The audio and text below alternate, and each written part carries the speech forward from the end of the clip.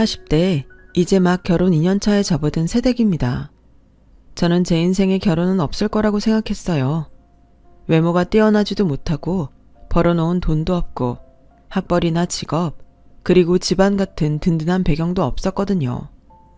그래서 이렇게 늦은 나이에 6살이나 어린 평생 배필을 만나 사랑받게 될 줄은 정말이지 상상도 못했어요. 그만큼 제 지난날은 희망이라는 단어조차 가슴에 품는 것이 사치였고 제 마음은 온통 누군가를 향한 원망과 미움으로 가득 차 있었어요. 여러분들도 누군가를 죽도록 미워해 본 적이 있으신가요? 저는 누군가를 미워하기 위해 살았다고 해도 전혀 이상하지 않은 인생을 살았어요. 이상하게 들릴 수도 있는데 그 미움이 오히려 저를 쉬고 싶어도 쉬지 못하게 했고 죽고 싶어도 죽지 못하게 했죠. 제가 그렇게 미워하고 원망한 사람은 바로 제 아버지예요. 아이러니하게도 저희 아버지는 자타가 알아주는 아주 착한 사람이에요. 너무 착해서 가족을 힘들고 고통스럽게 하는 그런 사람이었죠. 너무 착해 거절도 못하는 아버지라 그 탓에 사업을 하던 친구의 빚 보증을 섰고 아버지는 친구의 빚을 고스란히 떠안아 갖고 있던 돈은 물론이고 살고 있던 전세 보증금까지 모두 날리게 되었어요. 그리고도 그 빚이 얼마나 많았는지 가진 것을 다 잃고도 감당하기 어려운 빚은 여전히 남아 있었어요. 그때 당시 제 나이는 15살이었고 또래 아이들이 그렇듯 사춘기의 터널을 지나가고 있었는데요. 하필 그 시기에 아빠의 빚 보증 일이 터지고 엄마는 억울함과 주체하지 못하는 분노에 거의 제정신으로 살지 못했어요. 착해 빠진 아버지는 그런 엄마에게 미안하다는 말 말고는 아무 말도 하지 못했고 그 모습을 보고 있으면 어렸던 저도 속이 터질 것 같았어요. 그런데 설상가상으로 경기가 나빠져 아버지는 다니고 있던 직장에서도 정리해고를 당하셨어요. 그야말로 저희 가족은 이젠 정말 죽으라는 건가 하며 세상을 원망했죠. 그렇게 하루아침에 길거리에 나앉게 된 우리 집은 어떤 희망도 없이 친척들 집을 전전했어요. 친척들의 눈칫밥에 몇 번이고 가출을 생각했던 적도 있었는데요. 그러다 겨우 친척들이 마련해 준 돈으로 사정사정을 해서 상가에 딸린 지하방을 얻어 들어가게 되었고 얼마 후 엄마는 시장에 다녀오겠다고 나서더니 그 길로 집을 나가버렸어요. 아버지는 바보처럼 엄마가 집을 나간 줄도 모르고 어디서 사고라도 난 것이 아니냐며 전전긍긍했고 그렇게 밤이고 낮이고 파출소와 병원을 찾아다녔는데 나중에 어디서도 엄마의 흔적을 찾지 못하자 아버지는 그제야 엄마가 자기 발로 집을 나갔다는 것을 알았다는 듯 허탈한 얼굴로 깡소주를 마셨는데 이내 저에게도 이렇게 말을 하더군요. 그래도 네 엄마한테 사고가 난 게 아니니 천만 다행이지 않냐? 그렇지? 진짜 다행이야. 이미 엄마만큼 아버지를 미워하고 원망했던 저는 아버지의 자조 섞인 그 말을 들으며 한심한 듯 쳐다봤고 따르기까지 무시를 당했던 아버지는 그렇게 계속 안주도 없이 깡소주만 드셨어요. 저는 사실 말하고 싶었어요. 이게 다 아버지 때문이라고. 사실은 나도 엄마처럼 이 집을 나가고 싶다고. 그런데요, 참 아이러니하게도 저는 아버지를 미워하면서도 버릴 순 없었어요. 지금도 그 점이 풀리지 않는 미스테리인데 저는 대학 진학은 꿈도 꾸지 못했고 성인이 돼서 아버지가 떠안은 빚까지 대신 갚으면서도 신기하게 정말로 이젠 도저히 못 해먹겠다고 하며 아버지를 떠나려는 매 순간 그걸 실천에 옮기지 못했어요. 아니, 딱 한 번 실천에 옮긴 적이 있었는데 왜 하필 엄마가 집을 나갔을 때 아버지의 그 모습이 머릿속에서 떠나지 않는지 마음 한가득 하나 쓸모없는 원망을 품고 집으로 돌아갔던 때가 있었어요. 아버지의 유전자가 제 안에 있기는 한가 봐요. 저 역시 물은 구석에 있더라고요. 그 후 저는 오랫동안 죽어라 일만 했어요. 일한 것에 비해 손에 쥐는 것도 거의 없었고 징글징글한 그 빚을 모두 갚았을 때는 저의 꽃다운 20대가 모두 지나간 후였어요. 아버지는 아버지대로 저에게 미안해 제 눈치를 받고 저는 제 청춘을 뺏어간 아버지를 원망하며 저희 부녀는 그렇게 평생 만나지 않을 평행선을 달렸어요. 그리고 제가 빚을 모두 갚은 후 저는 아버지와 따로 살겠다고 독립을 했고 그 뒤로는 아버지는 아버지대로, 저는 저대로 살아가는 시간이었는데요. 어버이날, 아버지 생신, 명절 등등 은근 외면하기 힘든 날이 많더군요. 그럴 때면 서로 그냥 생사 정도는 확인한다는 정도로 잠시 잠깐 얼굴을 보는 것이 다였죠. 그리고 꼭 마지막에는 참고 있던 응어리가 터져 저는 또 아버지의 속을 박박 긁어놓고 왔는데 그럴 때면 시원하기는커녕 마음 한켠이 불편했어요. 그리고 그런 불편한 마음이 들 때면 우리 아버지는 자식한테 그런 소리 들어도 싸 라면 못된 생각을 했었어요. 네, 저는 참 못된 딸이었어요. 하지만 그때는 그거라도 하지 않으면 정말 억울해서 확 죽어버리고 싶은 심정이었죠. 아버지는 그런 제 마음을 아는지 항상 못되게 하고 돌아가는 딸에게 밥 굶지 말고 몸 챙기라며 꼬깃꼬깃한 10,000원짜리 한두 장을 찔러주는데 저는 또 아버지나 써요. 아무렴 내가 아버지보다 돈이 없겠어? 라며 그 돈도 받아온 적이 한 번도 없었어요. 사실 저는 그 돈을 벌기 위해 아버지가 얼마나 고생하는지 알고 있었거든요. 그래서 더더욱 그 돈을 받고 싶지 않았어요. 그 돈을 받으면 더 이상 아버지를 원망할 수 없을 것 같았거든요. 저는 30대가 다 되도록 변변한 연애도 하지 못한 채 여자의 몸으로 할 수 있는 것은 정말 가리지 않고 다 했던 것 같아요. 그 빚 갚는다고 이리 뛰고 저리 뛴 결과였죠.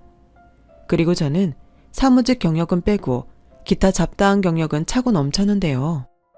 그러다 공사장 한밥집 일을 하게 되었는데 거기서 주방에서 음식을 하시던 이모님이 24시간 운영하는 감자탕집을 인수하신다고 저에게 같이 일을 좀 해보면 어떠냐고 물으셨어요. 아가씨, 손도 야물고 일머리도 좋고 나중에 나 가게 되면 같이 일하면 어때? 내가 여기서 일하는 것보다는 많이 줄게. 대신 우리 가게는 24시간 영업이라 근무 시간은 좀 길다. 노동법 뭐 이런 거 따지면 곤란하고. 법이라고 혜택 본 것도 없는데 뭘 따지겠어요. 돈만 많이 주시면 열심히 할게요. 저는 그렇게 한밥집 일을 하다 감자탕집에 취직을 하게 됐어요. 이미 청춘은 갔고 벌어놓은 돈은 아버지 빚 갚는데 다 썼으니 지금부터라도 제 주머니에 들어가는 돈을 벌고 싶었던 저는 그야말로 제대로 돈독이 올랐었어요. 그 고단한 감자탕집 일을 하면서도 새벽에 우유 배달도 했고 집에서는 간단한 부업도 했었죠. 그 결과 3년 사이에 저는 돈을 꽤 모을 수 있었어요. 그러다 정말 문득 달력을 봤는데 하필이면 아버지 생신이 딱 2일 남아있는 거예요. 차라리 지났으면 좋았을걸.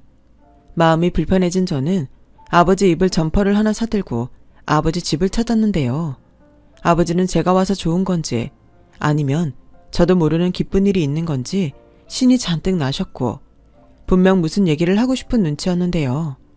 제가 쳐다보면 끝내 입을 열지 않으시더니 제가 이제 그만 가겠다고 자리에서 일어나자 저는 숨길 수 없다는 듯 저를 다시 앉히고 이렇게 말씀하셨어요.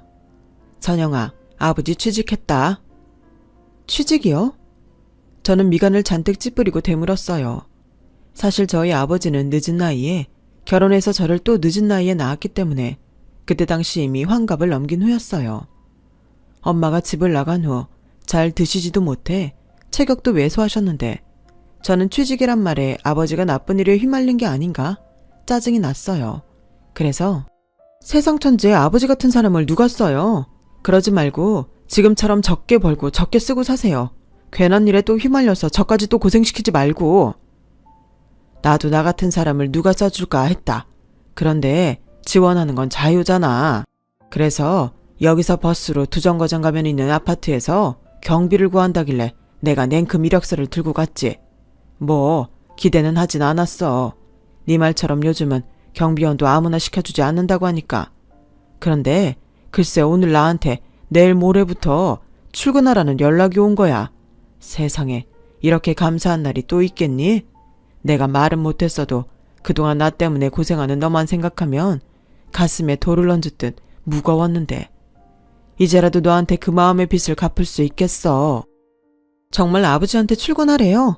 괜히 이상한 꼬임에 넘어간 거 아니고 행여 돈 달라고 하면 사기니까. 알지. 그리고 경비일 시키면서 누가 나한테 돈을 내놓으라고 하겠냐? 괜찮아. 그래요. 어차피 아버지가 하는 일인데. 근데 괜히 또 오지랖 떨다 피곤한 일 만들지 말아요. 그리고 체력도 딸리는데 무리하다 다치면 병원비가 더 많이 나오는 거 알죠? 나는 아버지 병수 받을 생각 전혀 없으니까 알아서 잘 하시고. 그래. 걱정하지 마. 안 다치게 잘할게. 누가 걱정을 한다고. 저한테 또 피해주지 말라는 소리예요. 저 이만 갈게요. 새벽에 일어나려면 지금 가서 자야 해서. 그래. 오늘 애비 생일 챙겨줘서 고맙다. 잠바 잘 입을게. 그리고 너도 너무 무리하지 마. 젊은 사람도 힘들면 탈난다. 알겠지? 저는 대답하지 않았어요. 그걸 아는 사람이 당신 빚을 제가 다 갚게 만들었냐고 또 꼬인 배알이 스멀스멀 올려오려 했죠. 하지만 날이 날이니만큼 저도 애써 참았어요. 그리고 좋은 마음이든 삐뚤어진 마음이든 아버지가 경비 일을 잘 하길 바랬는데 그 후로 1년이 조금 지났을까? 아버지가 사시는 집 월세 기간이 끝나 그 집 주인을 만나야 했는데 전세를 돌리고 싶다며 무려 5천만 원을 보증금으로 달라고 하더라고요. 말이 나오지 않는 가운데 아버지와 상의를 하러 경비로 일한다는 아파트를 찾아갔어요. 그런데 경비실에서 쩌렁쩌렁하게 울리는 어떤 아줌마의 목소리가 들리는 거예요.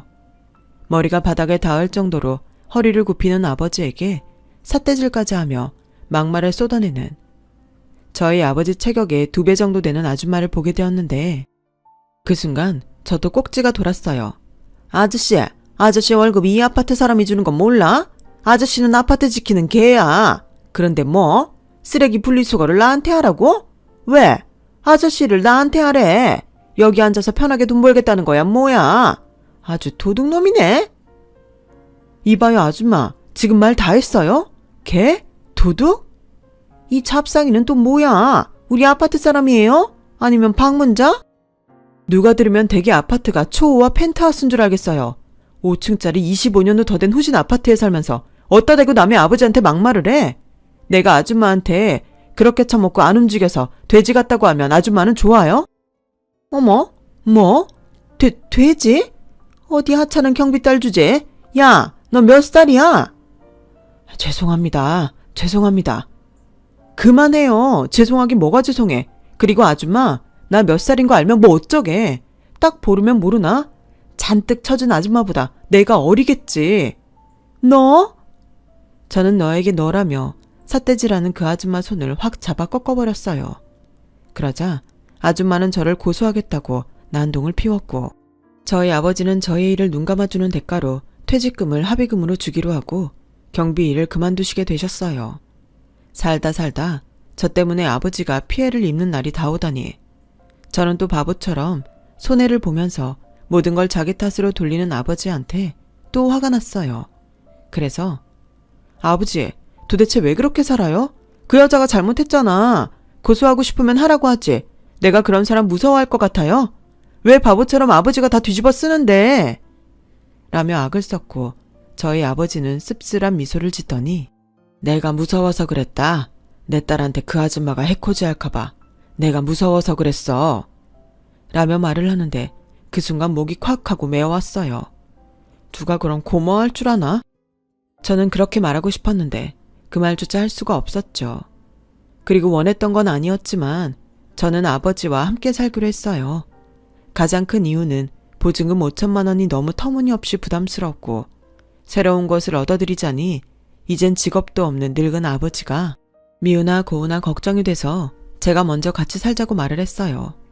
아버지는 괜찮다고 말했지만 저의 제안이 싫지 않은지 아이처럼 웃으셨어요. 미워했던 마음도 사실은 정이었는지 그 모습을 보니 차라리 이래저래 잘됐다는 생각도 들었고 저는 그참에 모아놓은 돈과 아버지가 살던 월세 보증금을 합쳐 작게라도 제 가게를 하나 차리자고 마음을 먹었어요.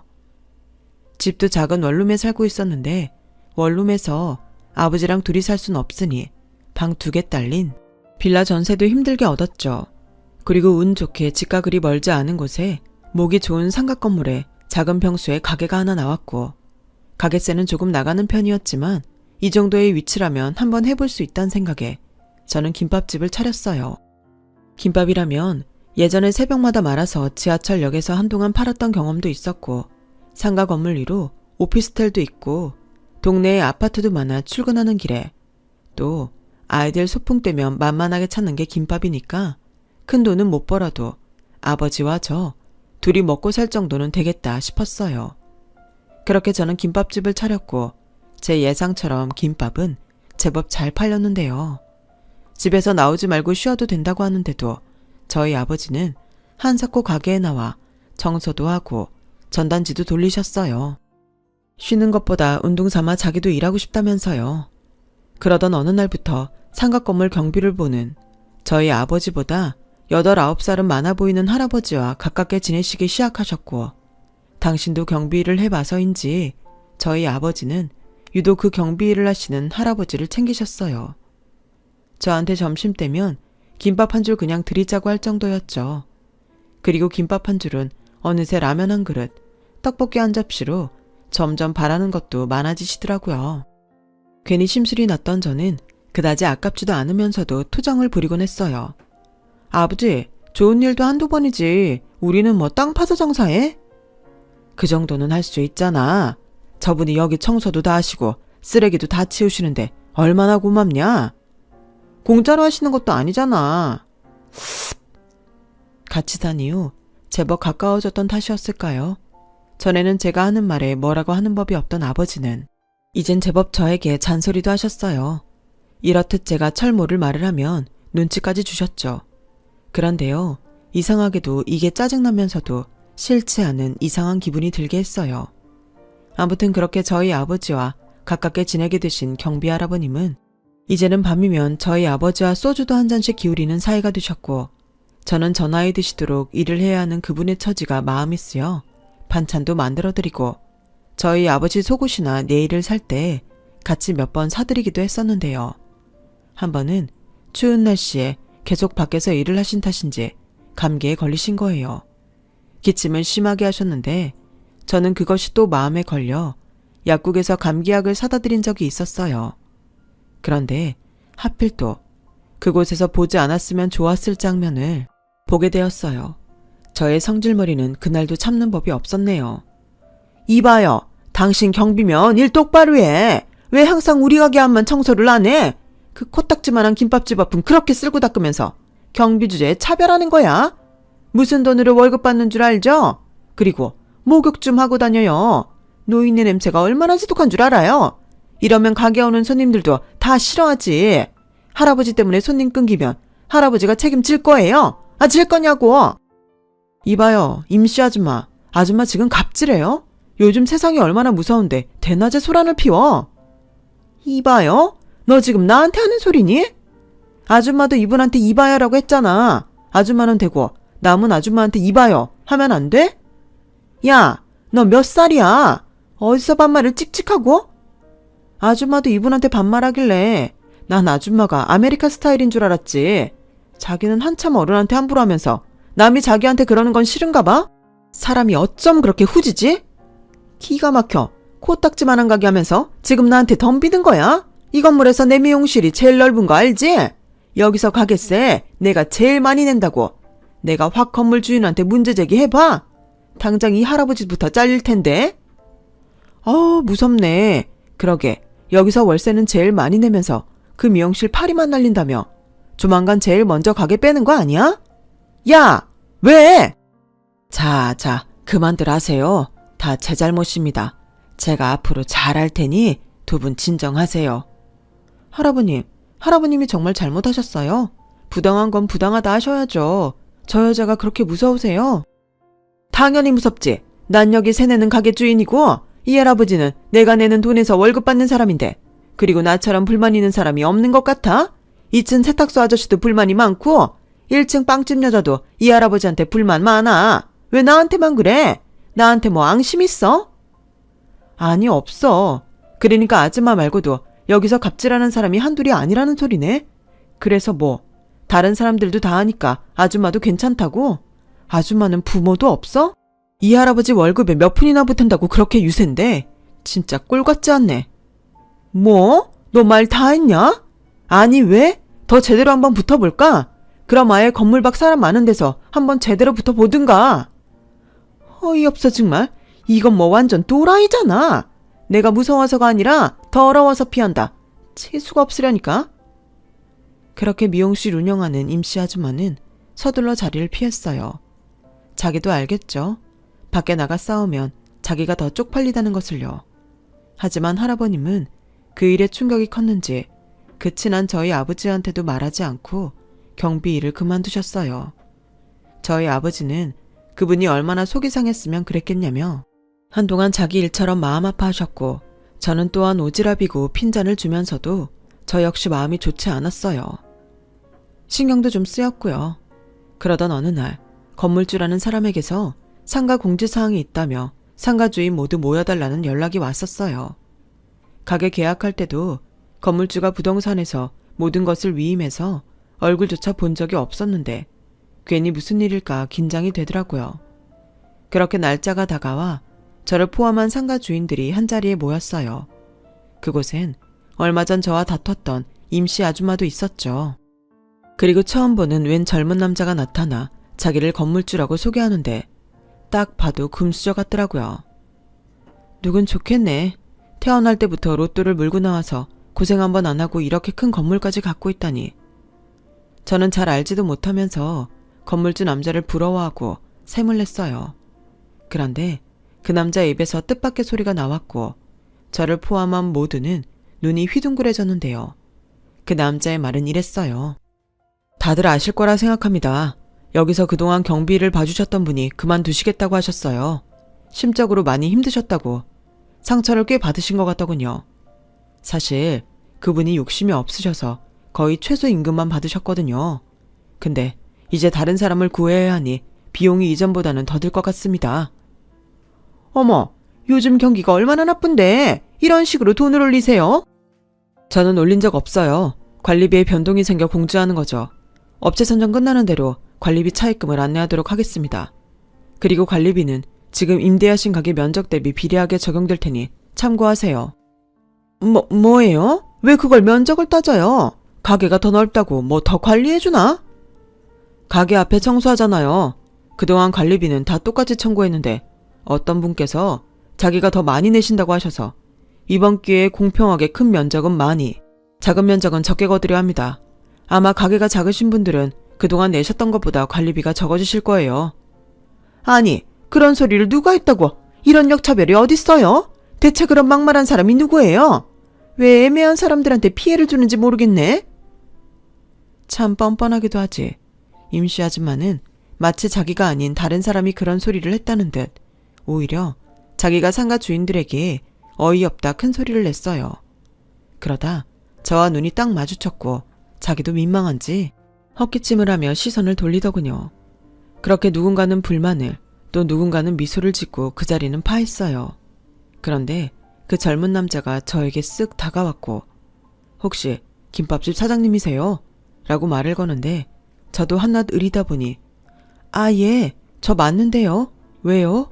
라며 긴장하게 됐고 건물주 남자는 사람들이 다 가고 나면 할 얘기가 있다고 저보고 잠시 남으라고 했어요.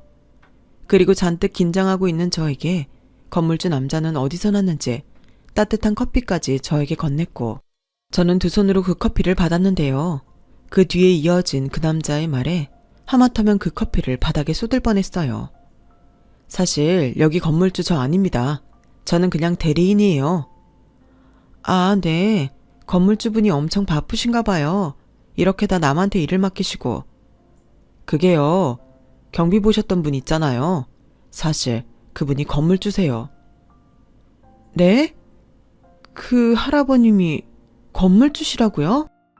네. 워낙 이 건물에 애정이 많으셔서 제가 한사코 반대를 했는데도 여기 경비를 직접 하시겠다고 하셨어요. 남한테 맡기면 다 엉망된다고. 아, 참고로 저는 그분 손자입니다. 평소에 김밥집 사장님이랑 사장님 아버님 얘기 많이 들었어요. 그래서 어떤 분인지 궁금했는데 듣던 대로 미인이시네요. 네? 아니, 제가요? 감사해요. 저희 할아버지 도와주셔서. 사실 저 많이 벼르고 있었거든요. 저 CCTV로 다 봤어요. 그래서 이번 기회로 제가 경비일 못하게 한 거예요. 그런 갑질을 저희 할아버지가 당하실 이유가 없으니까. 저는 이 남자의 말에 깜짝 놀랄 수밖에 없었어요. CCTV를 봤더니 제가 임씨 아줌마한테 덤벼든 것도 다 봤을 테니까요.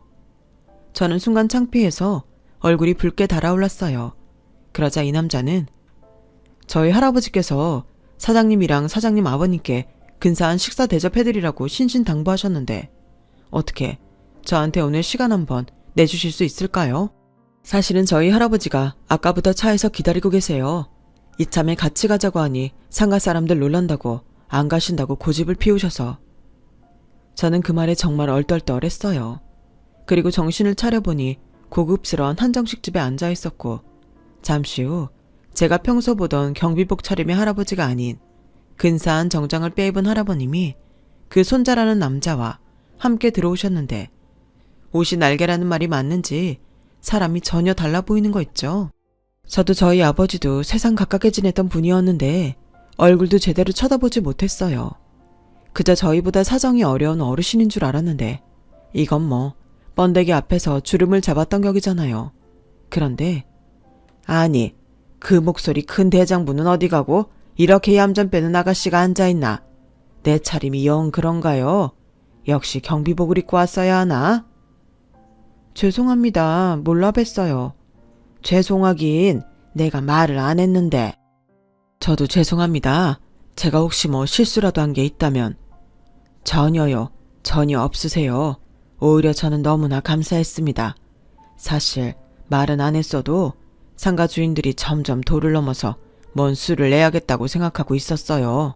저도 사람인데 왜 그런 마음이 안 들었겠어요. 그런데 저 보다 이런 멋진 여자는 처음 봅니다. 아닌 건 아니라는데 따님을 정말 잘 키우셨어요. 네? 아니요.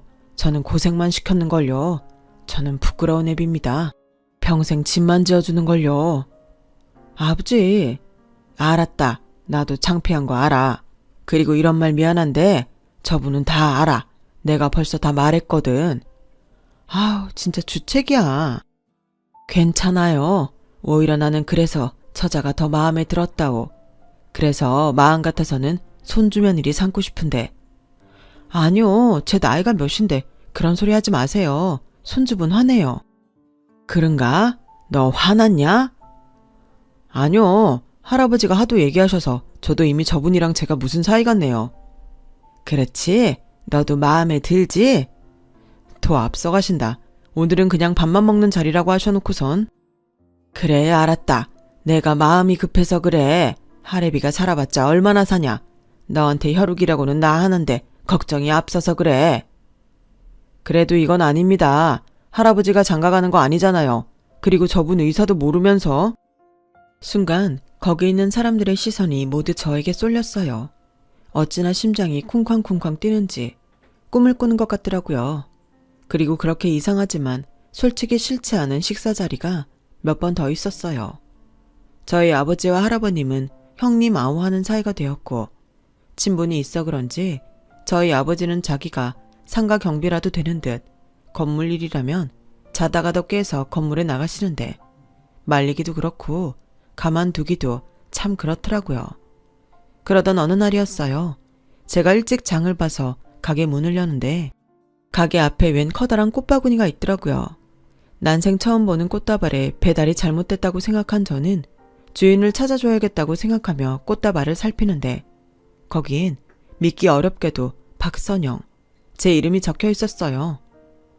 아니, 누가 나한테 이런 걸 다 보냈지? 어안이 벙벙해 그 자리에 서 있던 저였죠. 그때였어요. 건물주 할아버님의 손자인 민석 씨가 수줍게 머리를 극적이더니 모습을 나타냈고 저희 아버지한테 무슨 코치를 받았다며 데이트 신청을 하는데 솔직히 꿈인지 생신지 했어요. 조건이나 그런 걸 다 떠나서 제 인생에 처음 있는 일이었거든요. 이제 곧 40인 저였는데 이런 저에게 데이트 신청이라니 본인인 저조차도 믿을 수 없는 일이었어요. 그렇게 난생 처음 남자랑 영화관도 가고 밥도 먹고 드라이브도 했어요. 교회의 멋진 카페에서 와인도 마셔봤고요. 이래서 여자들이 그렇게 연애를 하고 싶어 하는구나 하는 생각이 절로 들었는데 슬슬 이 남자의 본심이 궁금해졌어요. 할아버지 등살에 이러는 거면 이제 그만하자고 말하고 싶었거든요. 사실 저도 여잔데 마음이 안 흔들린다고 하면 거짓말이죠. 그런데 뜻밖의 민석 씨의 말은 저의 얼굴을 아주 홍당무처럼 만들었는데요. 지금도 그 말을 떠올리면 바로 어제 일처럼 심장이 터질 것 같아요. 저 선영 씨보다 나이는 어리지만 그렇다고 철모를 사람은 아닙니다. 좋아하지도 않은 여자를 할아버지가 만나라고 해서 만날 만큼 저 순수하지도 않아요. 처음엔 당연히 저보다 나이도 많고 좀 누나 같아서 무섭다는 생각도 했는데 자꾸 보니까 저희 집 유전자에 뭐가 있는지 저도 선영 씨가 좋아요. 왜요? 저는 돈도 없고 나이도 많은 김밥 파는 사람인데. 그가 모르죠. 자기가 얼마나 예쁘고 멋진 사람인지. 선영 씨 진짜 예뻐요. 아닌 척 큰 소리 내도 착한 거 다 티난다고요. 제가요? 저 하나도 안 착해요. 잘못 보신 건데. 저도 할아버지한테 다 들었어요. 아버님 빚 갚느냐 고생했다고. 그래서 모질게 굴었다고. 근데 왜 그런 아버지랑 같이 살아요? 그야 어쩔 수 없으니까요. 저도 돈 많고 여유 있으면 진작에 따로 살았죠. 아니요. 진짜 싫으면 그거랑 상관없이 따로 살아요. 사람은 절대 싫은 사람하고는 못 살거든요. 잠깐 참을 수는 있지만 기약 없이 그렇게는 못 살아요. 저희 부모님이 그랬어요. 저희 할아버지가 고생을 엄청 하셨거든요. 믿기 어렵겠지만 그 건물 저희 할아버지가 폐지 주워서 올리신 거예요. 부모님은 자기네들 이혼하는데 어린 저까지 형편 어려운 할아버지한테 버리고 저희 아빠는 죽었으면 죽었지 절대 같이 못 산다고 가버리셨어요. 지금은 두 분 다 죽었는지 살았는지도 몰라요. 뭐 알고 싶지도 않고요. 아, 몰랐어요. 그런 사연이 있는 줄은. 전혀 고생이라고는 모르시는 분들 같았는데. 그러니까요. 다 비슷비슷한 사람입니다. 그러니까 괜히 거리 두지 말고 우리 정식으로 만나요. 저는 취향이 독특한지 여성스러운 타입보다 대장부 타입의 선영씨가 좋네요. 그거 칭찬이에요? 고백입니다. 저는 그렇게 난생 처음 연애를 시작했어요. 이팔 청춘은 아니었지만 첫 연애라 설레고 또 서툴기 짝이 없었지만 민석 씨는 그런 저를 귀엽다며 예뻐해 주었죠. 나이 차이도 잊은 채 그에게 사랑받는 것이 좋았던 저는 그렇게 첫사랑이자 마지막 사랑을 가슴에 품었고 2년 뒤 꿈에서도 바랬던 프로포즈를 받았어요. 그것도 무려 두 사람에게서요. 그 사람은 제가 사랑한 민석 씨였고 민석 씨의 행복을 간절히 바라는 할아버님이셨죠. 그리고 조심스레 저희 아버지도 이젠 진 같은 자기를 벗어나 다른 여자들처럼 평범하게 또 행복하게 살라고 하는데 제 인생에 이런 기회는 다신 없을 것 같았어요. 그래서 염치불구하고 결혼하겠다고 하니 감사하게도 얼마나들 좋아하시는지 제 평생 그렇게 행복했던 적은 없었네요. 그리고 저는 조촐하게 결혼 준비를 해나갔어요. 너무 요란스럽게도 너무 생략하지도 않은 그런 결혼을 원했죠. 그러던 중 저희 아버지가 어디서 돈이 났는지 어느 날 저에게 예쁜 원피스 한 벌을 건네셨어요. 백화점에서나 해줄 법한 포장이었는데 무슨 돈으로 이걸 사왔냐고 또 한껏 나를 세웠더랬죠. 그런데 저희 아버지는 그런 저에게 당신의 통장 하나를 건네면서 눈물을 보이기 시작하셨어요. 나 그놈 찾았다. 너무 늦게 찾아서 우리 딸 고생 다 시켰는데 그래도 포기하지 않고 찾아다녔더니 찾아지더라. 그놈도 사는 꼴이 나랑 별반 다르진 않았어. 남의 눈에 피눈물 흘리게 하더니 지도 다리 뻗고는 못 살았나 보더라. 그래도 이번에는 악착같이 받았다. 우리 딸 크는데 예쁜 옷 한 벌 못 사준 게 한이었거든. 근데 시집갈 때까지 아무것도 해준 게 없으면 그게 애비냐? 네가 나한테 해준 것에 비하면 세 발의 피지만 아빠는 이거 사면서 그렇게 행복할 수가 없었다. 우리 딸 아빠가 사준 새 옷 입고 시집가서 행복하게 잘 살아. 아빠가 고생시켜서 미안하고 착하게 잘 커져서 고맙다. 아빠. 참 오랜만에 불러보는 아빠 소리. 저는 한순간에 어렸던 때로 돌아간 듯 그렇게 울었어요. 내 마음 편하자고 그렇게 아버지를 미워했는데 정작 아버지 속을 몰랐던 거죠. 그동안 저 고생 그만 시킨다고 친구를 찾아다녔다니 그 속이 얼마나 힘드셨을까요? 착하고 여리고 그래서 이용만 당하다 사람들한테 버림받았던 우리 아버지. 지금이라도 저는 그런 아버지를 진심으로 위하고 사랑하려 합니다. 이제 남편이 된 민석 씨도 인품 좋은 저희 아버지를 친아버지처럼 존경하고 따르고 있어요. 다들 알지만 실천하기는 어려운 성실함과 어진 그 마음을 이젠 저도 담고 싶을 정도입니다. 시할아버님까지 성실하기로는 따라올 자가 없으니 이런 우리 집을 어느 누가 따라오겠어요. 저는 여전히 김밥집을 운영하고 있어요. 남편은 원래 하던 사업이 있는데 욕심내지 않고 성실하게 자기 일을 하고 있고요. 결국 손님이 없어 미용실 임시 아줌마가 자기 발로 상가를 떠나고 나서부터는 시할아버님과 저희 아빠 두 분이 상가를 책임지고 계십니다.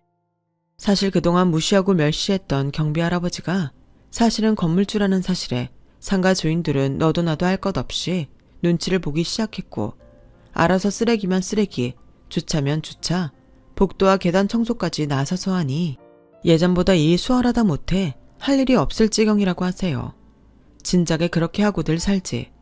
저는 요즘처럼만 행복하면 더는 바랄 것이 없어요. 누군가는 저에게 한몫 단단히 잡았다고 뒷말도 하는 것 같은데 물질적인 건 모르겠지만 좋은 사람들을 가족으로 맞이했으니 그 말이 아주 틀린 말은 아닌 것 같아요.